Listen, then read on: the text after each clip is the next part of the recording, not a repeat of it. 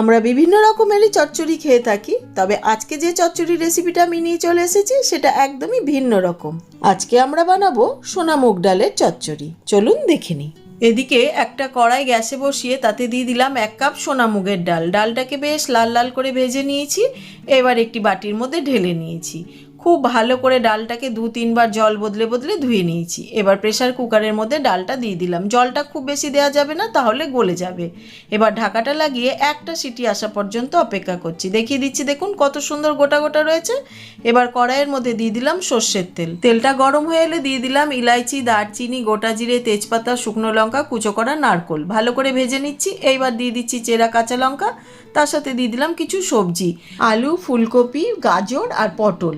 দিয়ে খুব ভালো করে ভেজে নিয়ে দিয়ে দিলাম প্রয়োজন মতন লবণ, কুড়ানো নারকোল, তার সাথে দিয়ে দিচ্ছি আদা আর কাঁচা লঙ্কার পেস্ট। দিয়ে আবারও খানিকক্ষণ ভেজে নিচ্ছি। এইবার আগের থেকে সেদ্ধ করে রাখা ডালটা দিয়ে দিলাম। ডালটা দিয়ে খুব ভালো করে নেড়ে মিশিয়ে নিচ্ছি।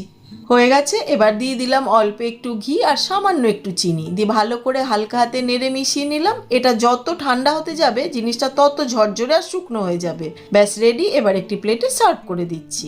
গরম গরম ভাতের সাথে তো দারুণ লাগে, তবে রুটি পরোটার সাথেও খুব ভালো লাগে। অবশ্যই বাড়িতে বানাবেন।